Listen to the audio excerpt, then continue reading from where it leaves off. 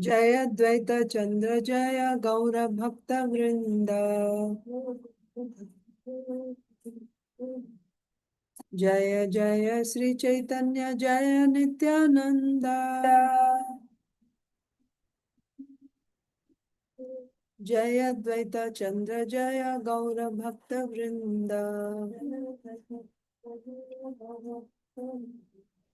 Jaya Jaya Śrī Caitanya Jaya Nityananda. Jaya Dvaita Chandra Jaya Gaura Bhakta Vrinda. Śrī Caitanya Charitamrit ki Jai. Srila Krishnadas Kaviraj Goswami ki Jai. Srila Prabhupada ki Jai. Samaveta Gaur Bhakta Vrinda ki Jai. Om Ajnanatirmirandhasya Jnananjana Salakaya Chakshurunmilitam Yena Tasmai Sri Gurave Namah. Namo Om Vishnupadaya Krishna Preshtaya Bhutale Srimate Bhakti Vedanta Swami Niti Namine Namaste Saraswate Deve Gauravani Pracharine Nirvishesha Shunyavadi Paschatya Deshatarine.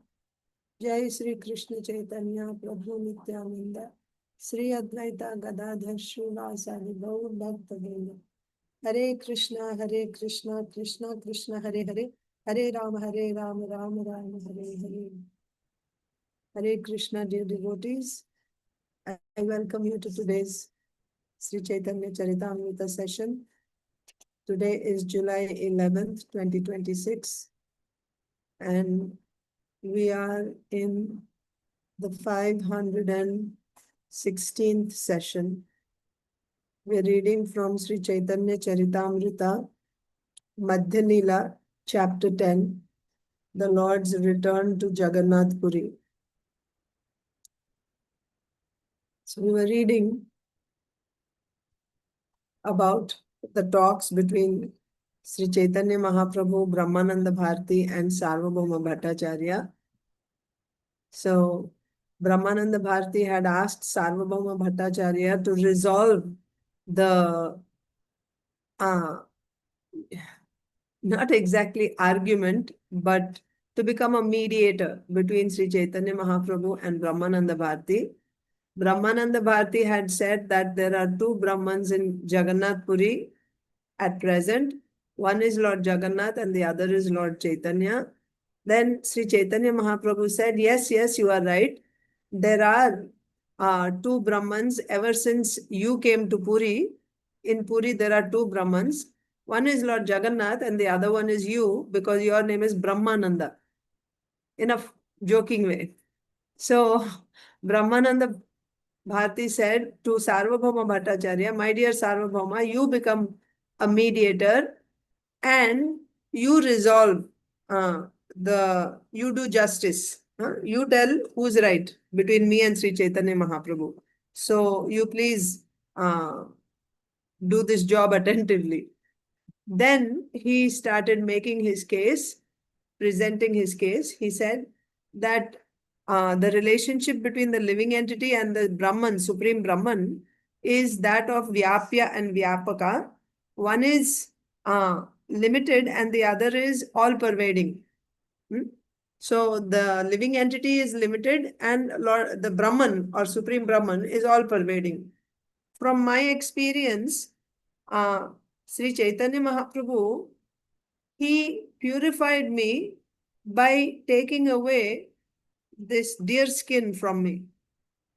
That is why I'm saying he is the unlimited and I'm limited. Because he could read what's going on in my mind. His consciousness pervades everywhere, whereas my consciousness is limited to my body.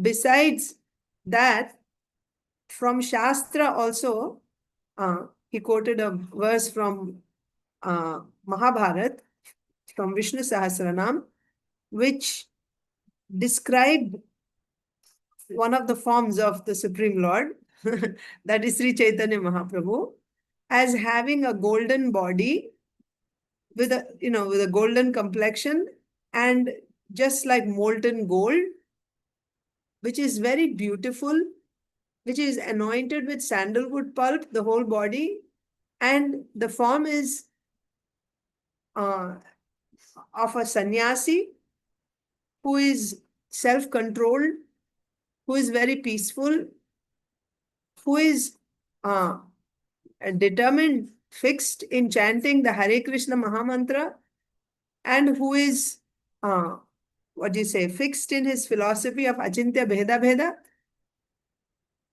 So, after quoting this verse, Brahmānanda Bhāratī said to Sarvabhauma Bhattacharya, whatever is said in this verse, you find all those symptoms in him, Śrī Caitanya Mahāprabhu.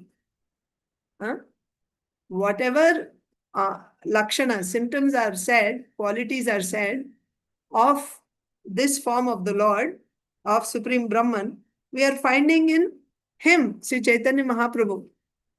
See how he's decorated with sandalwood pulp, wearing the thread received from Lord Jagannātha deity.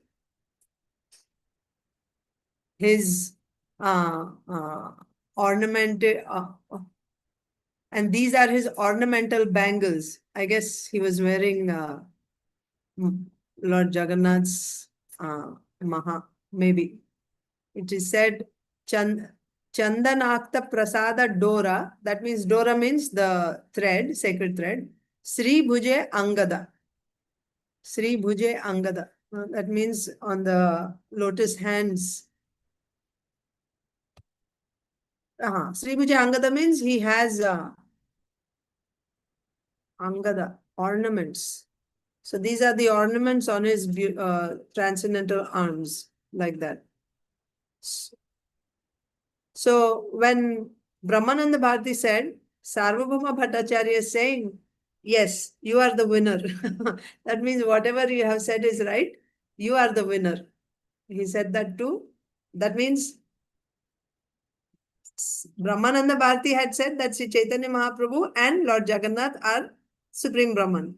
Śrī Caitanya Mahāprabhu said in a joking way, Brahmānanda and Lord Jagannath are the Supreme winner, are the Supreme Brahman. So now Brahmānanda Bhāratī is asking Sarvabhauma Bhattacharya to be a mediator and do justice. Who is right? So Sri Sarvabhauma Bhattacharya is saying, Brahmānanda Bhāratī, you are the winner. And then Śrī Caitanya Mahāprabhu said, whatever you say, that is the truth. So I think that's where we stop. Then today's verse is text 173.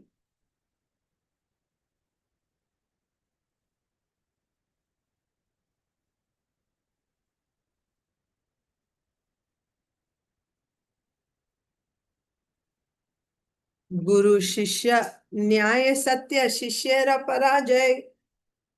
Guru-śiṣya-nyāye satya śiṣyera parājaya. Bhārati kahe, nahe, anya hetu hoy. Guru-śiṣya-nyāye satya śiṣyera parājaya. Bhārati kahe, nahe, anya hetu hoy. You see, Śrī Caitanya Mahāprabhu accepted defeat, isn't it? Śrī Caitanya Mahāprabhu said, yes, yes, whatever you say, I accept. Whatever you say, I accept. By saying that, Mahaprabhu is posing himself as a disciple. Because what is the relationship between Guru and disciple? When Guru says something, the disciple has to accept it obediently. He cannot argue with the Guru. Yes, he can, if something is not clear, if he is not able to understand something, then he can present it in a submissive way. That I didn't understand this. Can you please explain it? But he cannot debate with Guru. He cannot argue with Guru with the attitude or with the intention of defeating the Guru in a challenge, in a debate. He cannot do that. Because then knowledge will not flow. from guru to disciple. First of all, who is guru, right? So unless you accept someone as qualified to be your guru, you don't accept that person as guru. There is a time period where you are allowed to test. Before accepting him as your guru, you are allowed to test to see that if you are willing to accept this person as your guru for the rest of your life. What does it mean, accepting someone as guru? Whatever he says, you will obey. Guru means heavy. You will accept, you will obey. This is guru. And then once you have made up your mind and you have accepted him as your guru, similarly, guru also, he takes some time to see, before accepting a particular person as his disciple, he will test if this person is qualified, if this person will, or if he wants to, accept that person as his disciple or not. He will. So there is a probation period.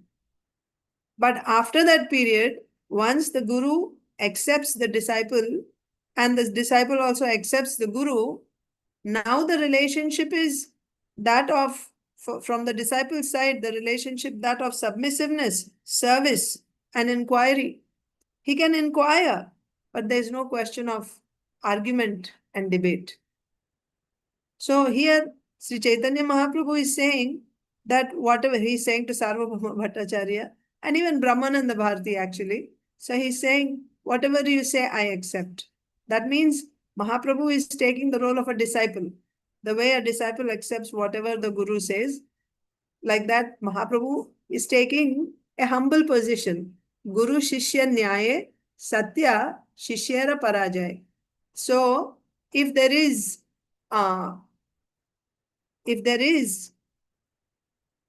an argument, nyaya means, you can say like a debate, I guess. Because in nyaya, there is a logic. There's always, in nyaya philosophy, there is argument, counter argument. So, guru-śiṣya-nyāye, when there is an argument or a debate between guru and shishya, guru-śiṣya-nyāye, satya, this is the truth. What is the truth? śiṣyera parājaya. That means the disciple's defeat is certain.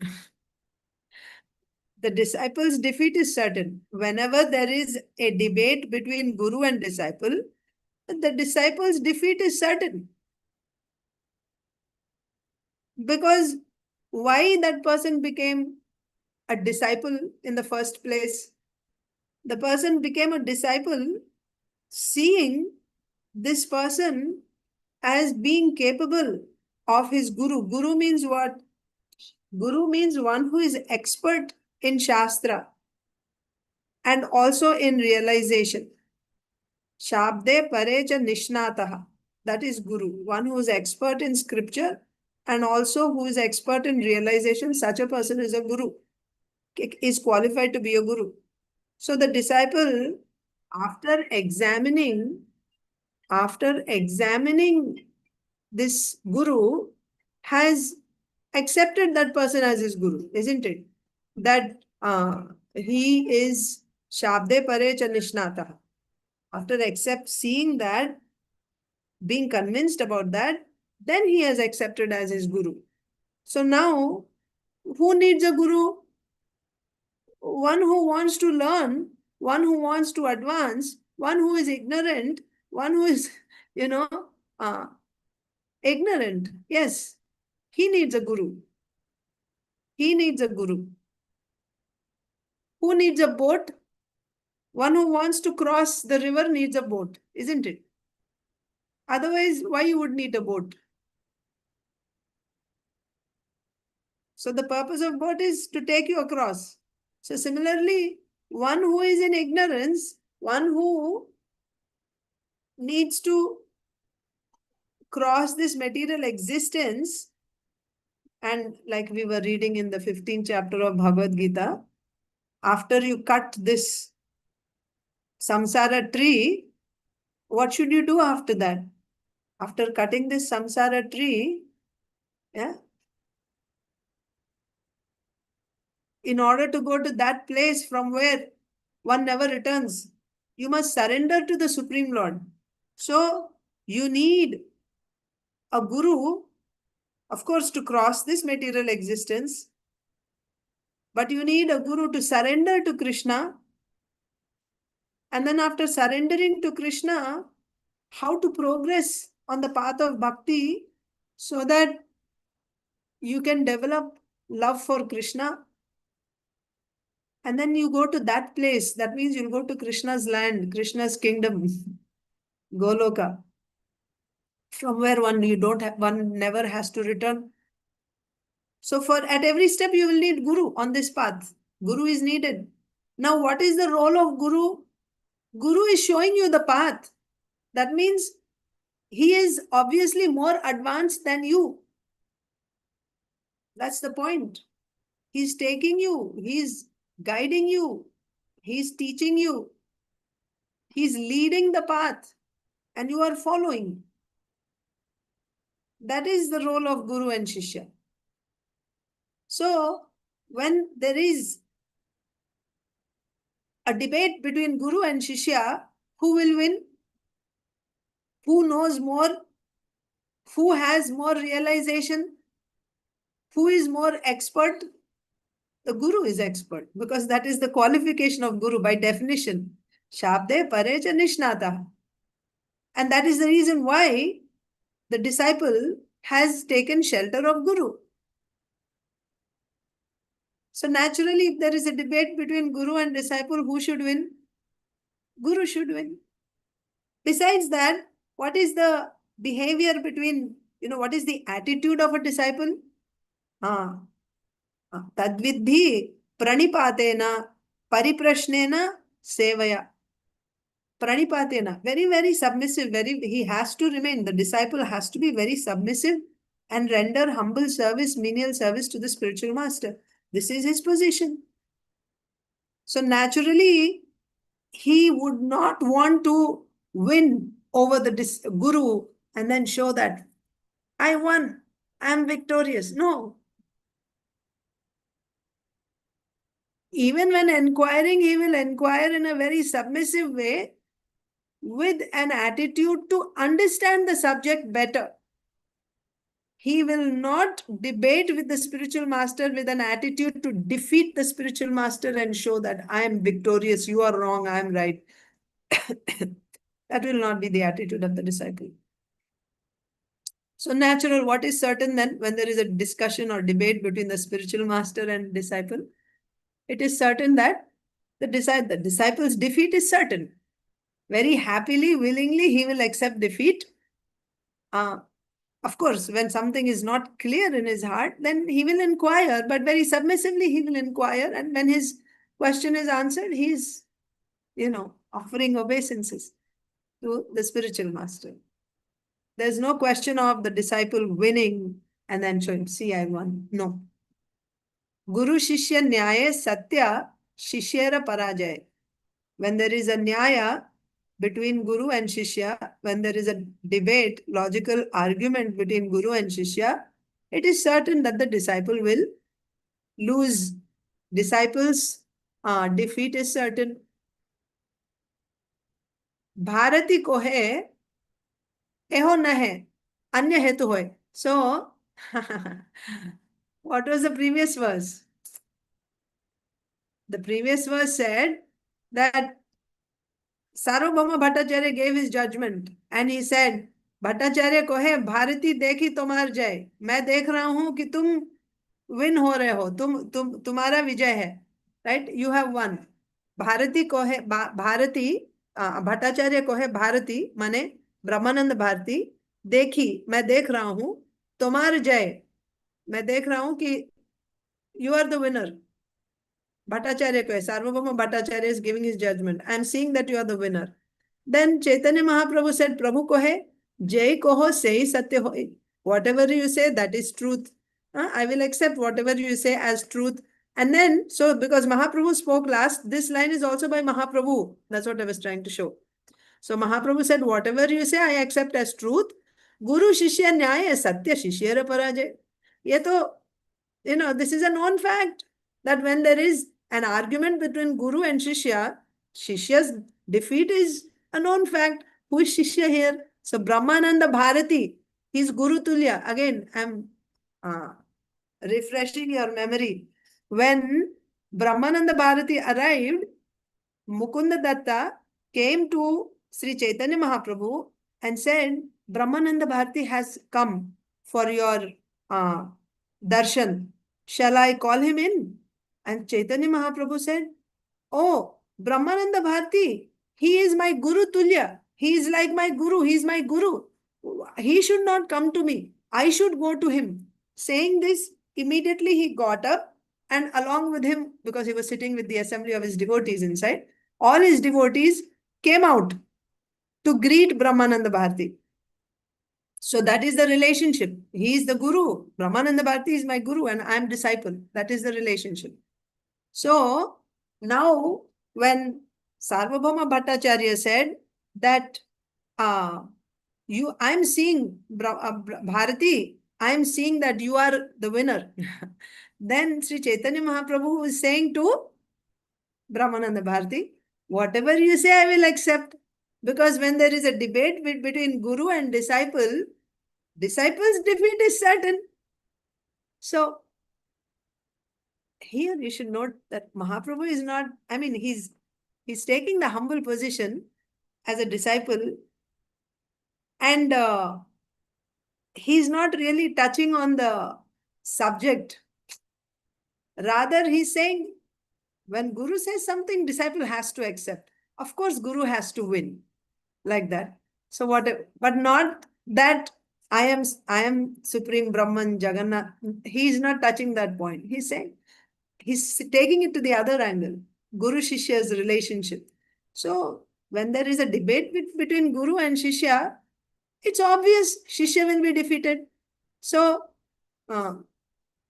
that's all he said. Whatever you say, I will accept because I'm the disciple, your Guru. So when Guru says something, it's right. I'll tell you one more thing. Actually, when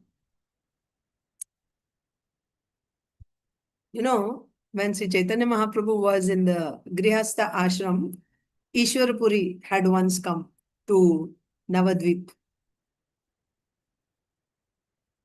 I know in future Ishwar Purī would become his Guru. He was not his Guru yet. But Ishwar Purī had come to Navadvip. And one day he happened to see Sri Caitanya Mahaprabhu. Ishwar Purī is such an exalted devotee. He looked like a very ordinary mendicant, like very ordinary. Like, like a beggar or something. Very, very simple. And he would just go, nobody, no big, what do you say, entourage or nothing. He's just by himself. He came to Navadvip and he sat in Advaita Acharya's temple. He just came and he just sat there. And Advaita Acharya was performing Aarti. But he could see one exalted devotee can recognize another exalted devotee by their symptoms. So he saw that, the way covered fire, right? Fire is covered by smoke or by cinders, but inside there's a fire, but nobody's able to see. Like that, again and again, Advaita Acharya was looking at Ishwar Purī. Externally, he's looking, like a beggar or something, but he could see this is not an ordinary person. This is a very exalted person. So he hinted to Mukunda to sing. Mukunda is the expert singer in Sri Caitanya Mahaprabhu's circle. And then he started singing about the glories of Krishna. As soon as he started singing, Ishwar Purī went into ecstasy, started weeping, crying, stunned, and he just fainted finally. Then Advaita Acharya, he came and he offered Dandavata obeisances at the lotus feet of Sri Ishwar Purī. Such Ishwarpuri, when he was in Navadvip, one day he's just walking here and there, So he saw Sri Nimai Pandit coming from the other side of the road with books in his hand, and he was very much attracted. He didn't know. This is the thing. Because by the Lord's Yogamaya, uh, the devotees also don't see the Lord, but that natural love is there. Although they don't identify, but that love is there. So he's just getting attracted to this person the way he gets attracted to Krishna. The same attraction that he has to Krishna, that's how he's getting attracted to this person coming from the other side with books in his hands. And then Nimai Pandit also, greeting him, he says, he invites him to his house. So then at that time, Ishwarpuri said that I have written one book, but I want someone to proofread it and edit if there are any mistakes. So, Madhava, they have left already. So then he said, Śrī Caitanya Mahāprabhu said, Tadvag visargo janatagha viplavo yasmin pratishlokam abadhavatyapi namanyanantasya namanyanantasya. What is the remaining part of that shloka? Ashrinmanti gayanti grinanti sadhavaha. That means that literature which is filled with the glories of Lord Hari, even if there are faults in every line, some literary faults in every line, still the sadhus, the sincere devotees of the Lord, they take great pleasure in hearing that literature, singing it, and repeating it again and again. Why? Because it has glories of Hari. I mean, we can go on and on with this. Once Srila Bhaktisiddhanta Saraswati Thakur, in his Sajjanatoshani, Harmonist magazine, he would ask his disciples to write articles. And when the articles are written, he was not, very much concerned about how nicely it is written and all that. He would count how many times the name of Krishna is written there in the article. And if that is there, he would pass it. Like they would come for approval. Can we put this article in the magazine? So Srila Bhaktisiddhanta Saraswati Thakur, but this is the message. The point is he would see how many times the word Krishna has come. So if somebody has written many times Krishna, Chaitanya Mahaprabhu, Lord Gauranga, then that would be passed. Yes. So that is the thing. Even if it is filled with faults or whatever, but if it is filled with the glories of the Supreme Lord, then honest devotees, they will hear it, they will accept it, they will repeat it, they will sing it again and again. This is Narad Muni saying to Vyasdev. So similarly, here Sri Caitanya Mahaprabhu told Ishwarpuri, you are a great devotee of the Lord. This is a book about the Supreme Lord. How can there be any faults in it? And even if there are, how can I correct? What authority do I have to make any corrections? Right? First of all, there cannot be any faults because this is a glorification of the Supreme Lord. Right? No. And besides, a superior, again, Vidura and Uddhava and Vidura's Samvad in Srimad Bhagavatam, 3rd canto.